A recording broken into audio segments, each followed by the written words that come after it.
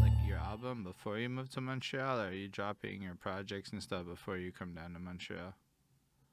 No, I released the first album when I was in the collective. It was around, like I said, 2004. I have it here. And I think it's one of the, it might sound funny, but it's one of the times I think I made the most money with rap music back then. Because I made these over here. I don't know if you guys can see properly. Should I Bring it a put it little close? closer. Yeah, you can see that.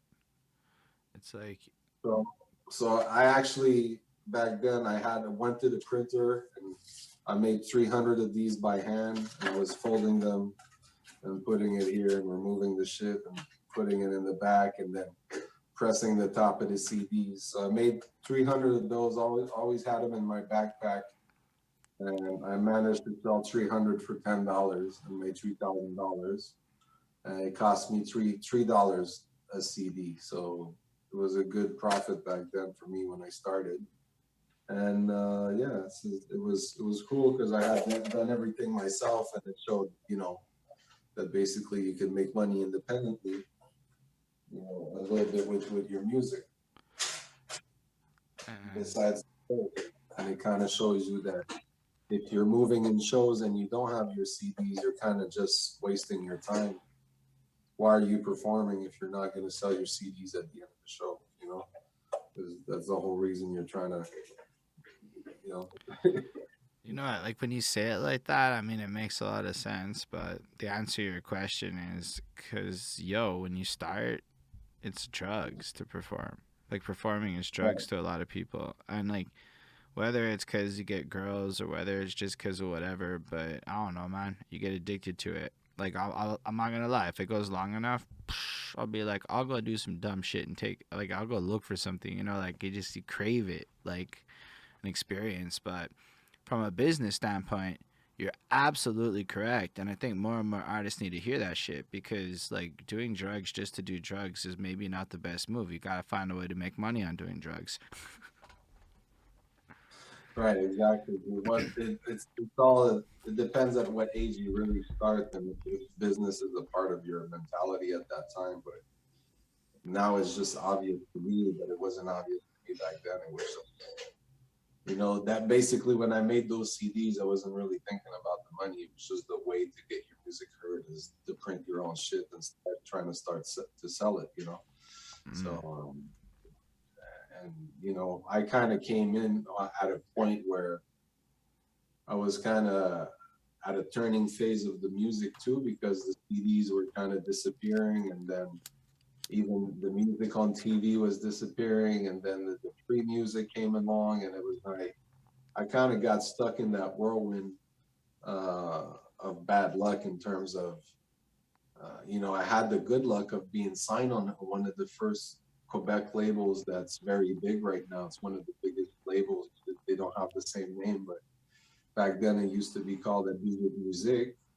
And I made an album with Universal Canada in 2006. But we made the whole album was half French, half English. It was called Classic. I had a group called Classic, and it was called the redefinition of hip hop. So it was just all a bunch of timeless classic hip hops, and he was rapping in French, and the end of his sentence, I was rhyming the end of his sentence with the beginning of mine, and it was making sense and rhyming, and it was like we sold 1,500 albums like all around stores, which was a small amount back then on a record label, but I mean, uh, I don't even know that many people that I've talked to that can say that they sold 1,500 units in the stores at any point. right. Well, I mean, back then it was just like, because what happens is it was kind of, if your shit don't sell enough in the record stores, then they don't want to order it back. They don't get a good impression, and then the price of your CD starts slowly rising in stores. So then it sells less because it's less attractive, right, price wise too. So you really, if you're gonna make a first impression, you really got to make sure to make some sales. So, and we got kind of fucked too, because not because of anything else than a lack of experience, because the guy that was running the label back then probably didn't know either. But if we would have known, we would have made the album differently. But in Quebec, to get all the grants and everything, you need your album to be 70% French and 30% English. And our album was 50-50. So we got a stick in our wheel because we couldn't apply for any grants and wasn't eligible for any grants during the moment that I needed it the most to push the album. So that kind of sucked because then I had to like get into the whole. I had one of my friends back then that it was like, okay, bro, I just studied in film and in this. So if you want, let's buy a camera together and I'll make you guys just music videos. So I was like, okay. So back then, a mini DV camera, which used tiny little tapes, was $3,500. You know, so I split half with him as an investment because I was like, at least I'm gonna be able to make my own music videos, and he'll be there to film, right? So I was kind of forced into doing my own music videos because we didn't have the grant, you know, and we didn't know necessarily a lot of people doing videos back then. So we started with him and we filmed like a couple videos and then we're waiting on the editing and I'm waiting and I'm waiting on the editing and I'm not getting any finished product. And I'm like, hey, didn't you come out of the fucking films of school and you told me like you told me you're gonna film and edit that shit, you know, like where's the videos? So basically the guy knew everything, how to film, how to make everything come out super nice on camera. But when it came to editing music videos, they don't teach that in video school. They teach film. So music video is a completely different game when you edit music videos. You know what I mean? It's not just one scene and you cut at the scene and it's another scene. It's a bunch of scenes that have to be layered together and make sense and cut each other really fast. You know, so he came in front of it and basically he started editing and he's like, bro, I don't know where to go with all of this.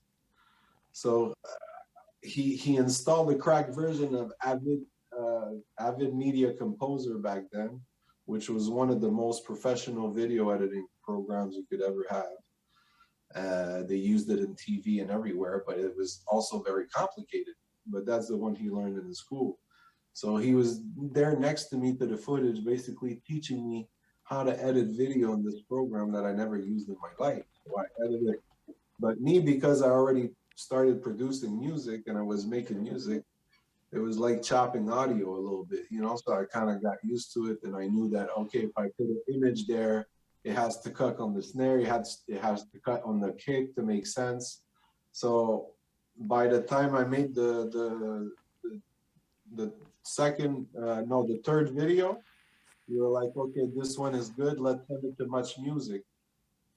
So we sent it to Much Music, and back then you had to go and transfer it into a specific format of another cassette to send it to Much Music and Right. send it by post. And they had a committee, and then the committee watched the video and they decided if they added it to the programmation. So I get the call, and then they say, "Oh, your video got into Much Music." So I'm like, "Oh shit!" So I didn't hire no professional crew. It was my own camera. I edited. It was my third video I edited in my life. But That's because wild. the guy knew what he was filming, it came out super crisp on the when you watched it on Much Music. You know what I mean?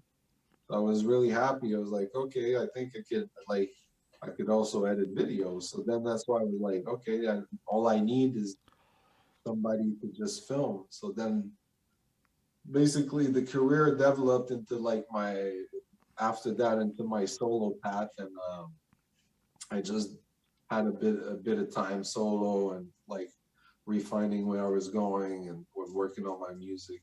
Like I'm skipping some stuff, but it's like not all important anyways. But and then and then That's it, fair. and then I left the label and I started my own independent label called Out of the Dark. I discovered how to distribute my music myself using CD Baby and getting to all this.